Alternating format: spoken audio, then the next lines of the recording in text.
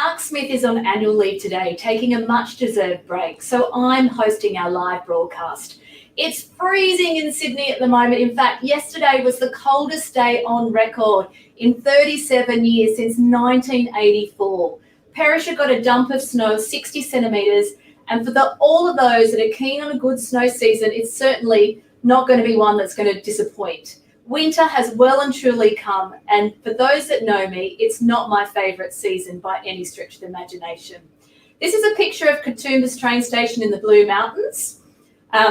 So check out all the snow there. So today, what we have on the agenda is I'll be presenting a quick market update. Then we'll chat to Jamie Taylor, who's going to talk about a blog he's written. Then we'll cross to Ariane Reeves, P2P's People and Cultural Manager. We'll talk about some exciting roles we're currently recruiting. To wrap up, we'll check our results from our Twitter poll for last week. So over to the market update. So after 2 record-breaking months and 12 consecutive months of growth, SEEK has recorded a 0.6% decline between April and May for advertised jobs. Some say it has to be expected after such a huge growth. HR and recruitment-related roles have increased by 2.4%, which is a sign of business confidence all round, and that projects and certainly hiring is back on the agenda. Meanwhile, the ratio of applications has continued to fall to 8.7% during May, as candidates have more choice and we've gone into a candidate short market. Recruitment activity has reached a new peak, with the majority of Australian employers hiring. Jacob, if we could just cross to the slide from the National Skills Commission, you can see that all industry hiring has increased to 51%. Accommodation and food services is up to 69%. Healthcare and social assistance is down to 58%. Manufacturing is up to 54%. Retail trade has had the biggest jump to 47%. Construction is down to 43%. And wholesale trade is down slightly to 41%. So that's it for the market updates. Now let's cross to Jamie Taylor, or JT as we like to call him. Jamie specialises in supply chain and operations recruitment and spent the last 3 years working in our Parramatta branch and recently followed the sun, lucky bugger, to relocate to our Queensland office. Hi Jamie, how you going? Hi B, thanks for having me. What's the weather like in Queensland? It's sunny. Is it? A bit cool, but warmer than New South Wales, I'm sure. Yeah, absolutely. It's freezing here. I bet you're happy you're not in Sydney now since it's so cold. So, yeah. Jamie, tell us about your blog that you've recently written. Yeah, so I've recently written a blog which is all about relocating interstate.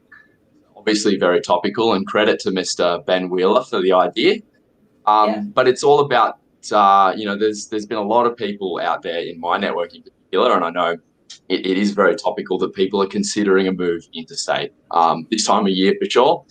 And as part of that, there's a lot of different things to consider, and I can speak from experience having just gone through that. So I've written a blog which really covers off 5 key topics to consider before you make the move. First is the planning phase, which is all about how you're going to go about it, whether you'd be looking to wait until you find the right opportunity or make the right move before you have the job. Second is the actual job hunting phase, which is all about what you need to do to kind of network and get yourself out there, map the market, make yourself available for these interviews, and be prepared to do this at your own cost. If you are moving into the state, you may need to do that. Third is where you're going to live. So, you really need to think about the areas that you want to live in, speak to as many people as you can. There's a couple of really good websites out there too, which give some insight into suburb reviews.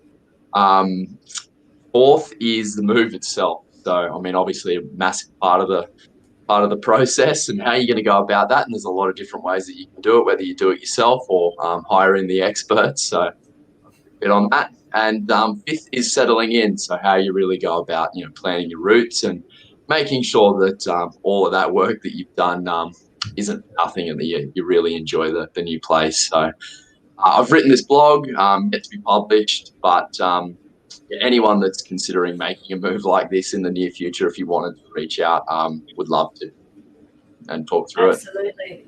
Thanks, Jamie. Thanks for your time today. Okay, thanks for having me. To Ariane Reeves, our very own People and Culture Manager. Ariane joined us in 2018, has more than 15 years recruitment experience is now responsible for attracting and retaining recruitment talent for our very own People2People group. Welcome, Ariane. Thank you, Bianca. Thanks very much for having me here. It's great to be on our live broadcast today. You're welcome. So what's the recruitment market looking like now? Well, the recruitment market in 2021 is definitely a really challenging one. So there's a combination of factors that we're experiencing at the moment, and I think it's really actually driving probably the highest level of demand that we've ever seen in the recruitment industry for talent. The post-pandemic market has created a bit of chaos for the recruitment sector. This is a market that was already really feeling the pressure of candidate shortages prior to COVID-19. So we were an industry that relied a lot on offshore talent to fill that void. And as we know, there was a really high number of jobs shed, not just in recruitment, across the pandemic, and the recruitment industry, it really felt that downturn. So as you highlighted a moment ago, Bianca, the economy is bouncing back. Absolutely. And businesses need to refill their teams. So they need recruiters to help them find that talent. So the trends that we're seeing at the moment are not particularly unique to the market. We did see similar trends in recruitment following downturns like the GFC. And recruiters who were unfortunate enough to find themselves out of work during those periods were snapped up really quickly. And we're seeing that again now. I think the complexity we're seeing this time around, Bianca, is the avenue for offshore talent that we saw previously. It just isn't there at the moment. So we're not seeing a lot of working holiday makers, and the appetite for business sponsorship is really decreased. So certainly it's a little different this time around. We are seeing two trends that are driving the recruitment within the recruitment industry itself. So the first one being greater levels of flexibility they're being offered to experienced recruiters. And the second, which I think is a little bit more exciting, is the influx of entry-level roles that we're seeing at the moment. So it's a really exciting time, I think, for those in the market who have wanted to join the recruitment industry, or perhaps people that are in another role or another career path that feel it's not quite for them. It's a great time to explore recruitment. Here at People2People, we're actually currently recruiting for training recruitment consultants across Australia and New Zealand. We've got a really strong history here of developing recruitment talent. A lot of our consultants that are on the floor, really successful consultants and managers, actually joined us as trainees. And just last week, we were awarded the Rising Star Award by the RCSA for the second year running, which I think really is testament to the fact that we know how to develop people and we put them on the right track from the outset. So Ariane, so what sort of backgrounds would you be looking for when you see resumes coming through for those recruitment roles, entry level? Well, I think it's the entry level. The beauty of recruitment is it's such a melting pot. So there's no hard and fast formula to what makes a successful recruiter. And we have here on our floor and across the industry here in Australia, there's a number of backgrounds that can be successful in recruitment. Typically what we look for, broad brushstrokes would be experience in a corporate office environment, perhaps exposure to things like B2B sales, or perhaps having worked in an industry that you might then go and recruit for. So things like accounting and finance, legal, or even a background in office support. More than anything, though, here at People2People, what we look for are competencies. So things like the confidence to be able to pick up the phone. You often are going to need to speak to people that you've never spoken with before, and people of all different levels. Having a business-minded approach, being able to approach any situation with a really high level of integrity, and having the resilience to keep going on the days where the role might get a little bit tough as well. I think, for us, it's really about the alignment to our core company values. Nice. So why don't you talk about some of the things that we offer, Ariane? Yeah, sure. So we at People2People, we offer an attractive base salary as well as a bonus scheme, which is connected to the role that you're working in.